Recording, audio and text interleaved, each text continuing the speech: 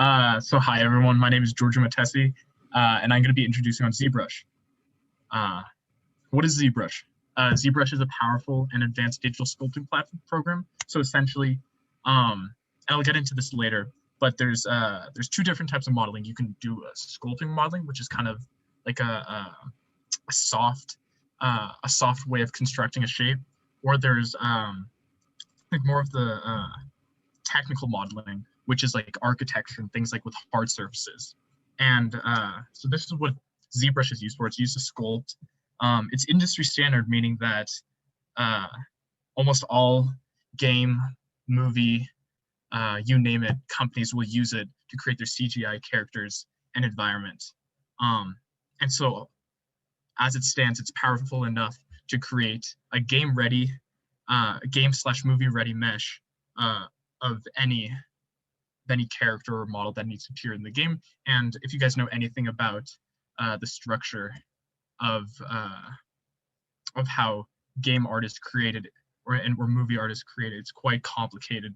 And so this really is a very powerful program, and I'll get into that why it is. And so before I begin, here's the difference between sculpting and hard modeling. Hard modeling with programs such as Blender, Maya, 3D Max, all use specific sets of tools that allow for large sets of patterns and strict surface construction, meaning that it's like it's hard surface. So I mean, you can see in the picture down here that a table would be much easier to make if you just extruded a square out rather than take clay and just piece it all together. It's much easier. And so programs, again, such as Blender, Maya, 3D Max, excel at these types of things because the way they use the computer allows you to create a very technical approach towards the game art. And again, so yeah, the computer, all the power comes from creating arrays, meaning that it's essentially a bunch of small like patterns, all for example, so if you wanted like a square with a certain detail on it, you could multiply it multiple times to create that same thing and essentially create a whole new world based off of only a few primitive shapes and things like that. And sculpting, on the other hand, as you can see in the picture, it's quite obvious that shapes are much more organic. It's used to create humans, animals, plants, and monsters. It's quite creatively orientated compared to the technically orientated hard modeling because it does depend on using pens. And it's almost like, think about it as real clay, essentially. So you're going to be adding material. You're going to be taking away material. You're going to be smoothing things out. You're going to be creating creases and everything like that. And that's all handmade. And so it is essentially art. It's almost like a drawing. This is a different form of art, which is why a lot of 3D artists in the industry know also how to draw. It's generally more laborious, again, because you have to be the one that creates the individual details, while a computer, when you're hard modeling, can create random displacements and designs based off of computer algorithms. But here, it's all based around a mesh and how that mesh interacts with the object next to it. And example programs for that would be ZBrush, Blender, Mudbox, Sculptris Pro, and Cinema 4D. And so multiple, from the previous slide, you can see that there's multiple options of ZBrush. And so I just wanted to get into why ZBrush specifically is used so often. So essentially, it's capable of manipulating models with a poly count of 20 million, which essentially means there's more details. And here on the next slide, you can see the difference between a low poly model versus a high poly model. And so you can see here on the left, it's a high poly model, meaning that there's a lot of details and you can get much smaller things. But on here, you can see that there's a lot less details, but it creates a generally more even shape. And so having a high poly count available to you is important to create really detailed sculptures. And so that's essentially probably like the biggest reason why you'd want to get ZBrush, due to that powerful capability. On top of that, it has a large selection of workflows. And so a basic workflow essentially would be like getting a primitive shape, something that's easy to construct, manipulating it. And if you're working for a game, you'd want to retopologize it so it gets ready for animation. And so it has a cleaner surface, and you can actually see it here as well. One on the left has a very messy surface. And so imagine trying to animate that. It would be really difficult compared to animating that right side, because there's many more things, or many less things you have to control. And then another part of the workflow would be like coloring it, and then finally getting into the game as an asset. It has a large selection of brushes and tools that'll help you sculpt compared to any other program. It has maybe like 2 times the amount of brushes and tools available to the user, which means that you can have much more capable tools dedicated to specific tasks, meaning that they're much more powerful in that specific area. It works well with many other programs, such as Marvelous Designer, Substance Painter, and other rendering engines. And all those tools are used in AAA game assets and movies. And so it's important for a program that has to operate at such a high level. It's important that it works with these other programs as well. But the cons, which admittedly there are a few, especially for beginners. One of the cons is that there's a huge learning curve. The UI is not friendly whatsoever. It's unintuitive. It's hard to start actually getting into the creative workflow. You have to really focus on the controls and everything like that at first before you can actually start to get into it. And so you need to spend a lot of time with it before you can start making really, really good models. It's expensive, $900 for a perpetual license, which means essentially that you can have it forever for $900. But again, that's for non-business. And so you wouldn't be able to sell your models or use it for any type of profit. Or you can get the $40 per month version, which admittedly could be more expensive later down the line. There's little options for rendering, which is why it works so well with other rendering engines. But that, again, means that you have to buy those rendering engines, such as Arnold, which is Autodesk's renderer. There's also little options for coloring and shading. And so that's why you bring things like Marvelous Designer and Substance Painter, which both specify in creating details and clothing, for example, Marvelous Designer. So you can see from this list that it's very focused on the base model itself. And so that is essentially is what ZBrush is for in the industry. It's used to create a base model, and from there you export it to other programs where you can create clothing, you can create more details, you can color it, you can add textures and all of that. And so again, here's the high poly count versus low poly count detail, which is probably one of the most important things you'd need to learn at the start. And so here's some of the ZBrush alternatives, just in case maybe it was too expensive or the learning curve was too steep. So there's Blender, of course. It's free. It has a very intuitive UI, and it actually includes a lot of tools, not only sculpting. It has animation, hard modeling, sculpting. It has lighting capabilities and rendering tools. And so for a free program, it's quite powerful. But the problem with this is that it's not industry specific, or it's not industry standard, meaning that you won't see many people using it to work with games. And there's various other reasons for that, but that gets into specifics too much. There's also Mudbox, which is Autodesk's sculpting program. It's $10 per month, so definitely cheaper than ZBrush, and it works well with other programs in the Autodesk library, such as Arnold, 3D Max, and Maya. And so it's good for that, but not many people use it because ZBrush is such a better and more powerful tool. Okay, so you want to download ZBrush at this point. Where do you go? You can easily get it from the ZBrush store, or you can get it get the cheaper option, which is ZBrush Core, actually, which has many less tools, but it's a great place to start. And you would find all that information on pixelogic.com, the company that creates ZBrush. So you install the program, and probably the first thing I would do is watch the provided tutorial videos. And then so after you watch the tutorial videos, you'll be greeted essentially with this screen. This is the standard UI of ZBrush, and I'm going to go through it and just show you like the major key areas. So on the left, you'll see where it says standard. That's a whole bunch of brushes, and you can see here on the bottom right, these are a bunch of different brushes that do different things. And so, for example, the standard brush, it's a basic tool where you can add or remove layers quickly. But then there's a clay brush, for example, that creates much more organic features and things like that. And then you get alphas, which is essentially patterns. There's textures on the left side, and then some other options. Here on the right, though, this is where most of the menu scrolling is going to happen. And there's a lot of things that you could learn here, but aren't really required. I'll go through some of the things that you definitely do want to know.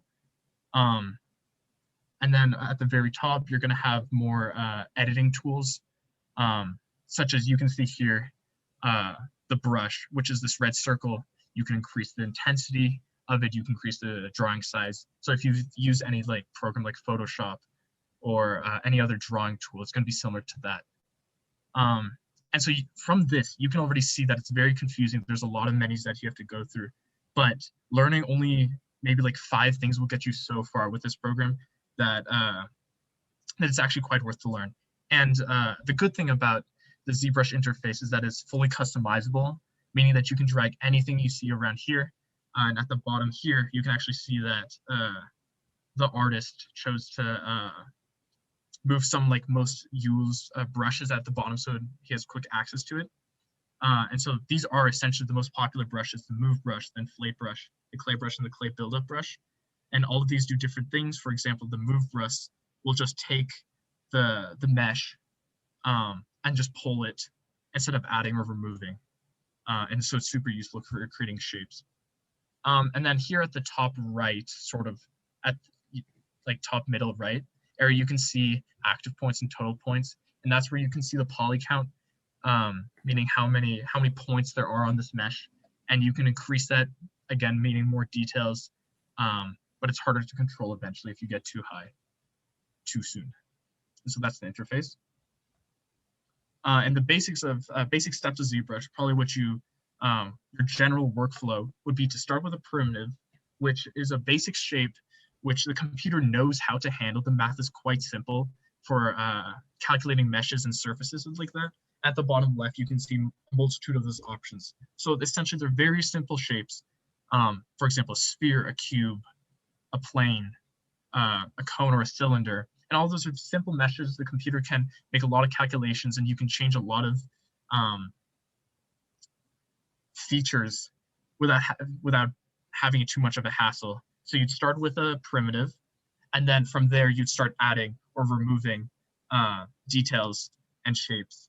And then from there you'd want to polish your model.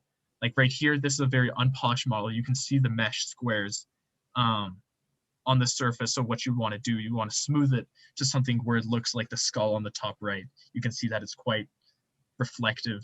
It's quite smooth. And that's what creates a nice solid model. After that, you can either choose to use the in-program painter, which is called Polypaint, which admittedly can be useful if you want to get rough ideas of where what your model is going to look like. Or you'd want to export it into another software such as Substance Painter, where you can get much more specific and accomplish much more. And then from there, you want to export it to another rendering software where it's essentially like Photoshop, if you want to think of it that way, where you can choose like the poses, you can choose lighting and all of that to make your final picture of your model look really, really clean. And so that's essentially what you'd go through. And then each of those steps has a lot of sub-steps, which you need to learn. And so that's where the intricacy of learning the program comes into. You need to know features of ZBrush. One is called Dynamesh, which means, which essentially in real time adds and removes poly details or poly count in specific areas in order to keep your mesh clean and easy to manipulate. And again, what I said before, you can, it's much easier to move and manipulate a model if it has a lower poly count. And the good thing about Dynamesh, that will choose specific areas that need more details and some areas that may need less. And so it always keeps a good balance.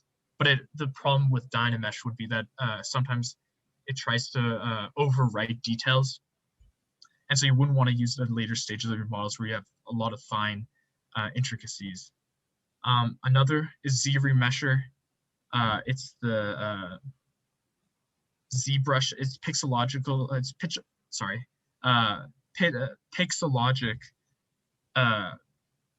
It's a tool that they use in all of their software, where it recalculates the mesh to make it very clean. And so if I go back to the picture here, you can see how one on the right looks so much more cleaner than this on the left. And so what ZRemesher would do is takes all this information on the left side and then kind of smoothens it out. And so it looks cleaner to something similar to the picture on the right. And finally, a big tool is the dynamic subdivision. It will add and remove poly counts of the entire model instead of Dynamesh, where it only does specific ones or specific areas, depending on need. It will just add more features and details by changing the poly count. And so those are probably the most important features you will need to learn when learning ZBrush. And so admittedly, it can be very overwhelming, and it will take a while before you can get something that looks truly special, that looks truly good. But there's a lot of, it's definitely possible. A lot of people do it. And so some tips of success on your journey would be, don't get too overwhelmed by all those options. You only need to learn a few, especially these three. If you know these three and you know basic brushes and how to operate them, you'll do great. You can make amazing models just by that. And so it'll take time for you to learn all the features. And so you probably just want to learn whatever you need to know at that specific point. Another tip would be to stay focused. For example, if you want to create people, make sure to study human anatomy, because you need to know where the muscle groups are. You need to know how they look like. And it's similar, very similar to drawing. You need to know proportions. You need to know all the fundamental art aspects. And for creating people, you need to know how they look like, of course, and ways that you can manipulate them into something that you like. Modeling clothing, you need to learn cloth simulation and texturing, which ZBrush has just added in their latest version called ZBrush 2021. And that's essentially a gravity simulator, if you will. So it enacts like cloth folds and everything like that. So it looks actually like clothes wrinkling. Another tip would be to treat your model like an art piece. It really is. You have to train hard into making something look good. You have to repeat things over and over and over to make sure they look the best they can be.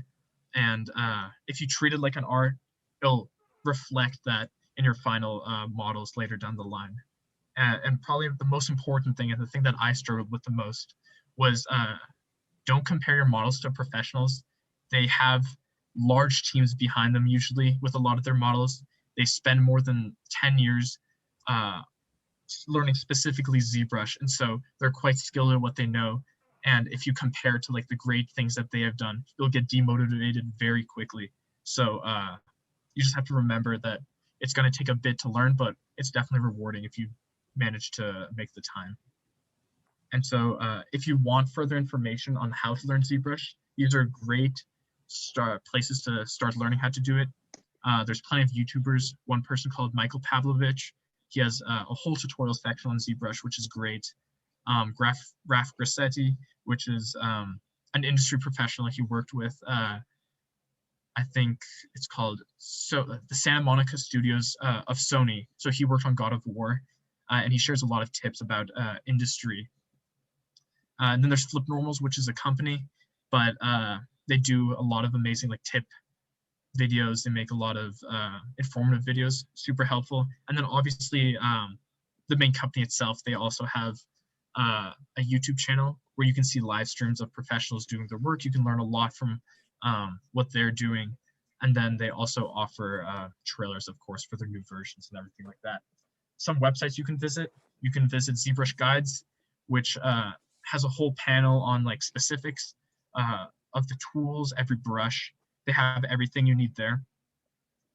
But that isn't affiliated with Pixelogic. So if you want something that's affiliated with Pixelogic, you would go to the user guide of ZBrush, which does have a lot of information of how to get started and will definitely take you far. Some books is Introduction to ZBrush, the 3rd edition, Sculpting from the Imagination, and specifically if you'd want to do Sculpt Humans, which ZBrush is quite popular for, you'd want to learn anatomy. So a great book for that would be Anatomy for 3D Artists, the Essential Guide for CG Professionals. And so my favorite artists are Raf Grassetti. Again, he's the person with the YouTube channel. He was an art director of God of War, Cuphead, and all these amazing games which have great art pieces. And I've linked everyone's portfolio essentially in here. So if you want to check out their work, it's all there. There's Hadi Karimi, which creates hyper-realistic art. He's a freelance artist, and so he creates people that actually look like people, which is quite crazy. I'll show you some pictures later on. It's crazy. Once you look at it, you'll understand where this hype is coming from, because it's quite amazing to see how far technology has come. And then another one is Luke Starkey. He creates horror and monster models. He's a freelance artist again. He makes some great stuff, really imaginative. If you want to get freaked out, just look at his page. And then there's Hebir Alvarado. My favorite game is Destiny, and so obviously I have some level of liking towards the art team there, because it is a very beautiful game, and his portfolio is also linked there. And so now I'm going to show you some examples of what you can do with ZBrush. And again, I want to remind you that these are professionals that are doing this. They've worked so long on these models. So please don't get demotivated by this, but rather inspired to see what you could potentially create in the future if you do choose to make it. And so this is Raf Grassetti. He was the one that did God of War, but some of his personal projects have included superhero art. So these, you can see the intricacies of the details, especially in like here on the left side, like the shoulder plate of that person. You can see like fine details in there. That's when you would need a high poly count to create those small details, because a large poly count or a low poly count will just run over those details and mask them out and smooth them. Here on the right side, it looks really cool, all the superheroes he's made. This is Hadir Karimi, or Karmi, and this is Will Smith. This is his model. And when I first saw his work, I was stunned, because this looks almost like a photo essentially. And then this is another person. You can actually see the process of him creating himself. This is Self-Portrait by Ian Spriggs. So if you let it run, it looks like an actual person. It's crazy. Just if this little video will restart, you can see that it starts from a very basic shape, and then you add more and more details as you go, until finally you get to something as amazing as the thing on the right. Here's our piece from Destiny by Javier Alvarado and the Bungie art team. And you can see that you can create game-ready assets really well. You can create detailed ones, and then using the tools such as Dynamesh and ZRemesher, you can make it so it's less impactful on your computer's system. And you can see here, while it is not as potent and clean looking on this model, it is in a game. And so you'd need something that is less demanding, but it's still quite incredible to look at. Here, it's another art piece from a person called Kevin Cassidy. He makes like monsters and things like that. Just looking at this, it's really incredible to see the creativity that has to go into this, and the sheer effort that you have to put in this to get something that looks so realistic and nice. There's another piece of his art. It's called Titan. And you can check it out all on his portfolio page, which I've linked before. Here's another person. It's called Withered. It's by C Tang. He's a really powerful artist. a 3D artist in I think China, and so he makes some great models there. And so just looking at this, it's incredible to see what some people can do.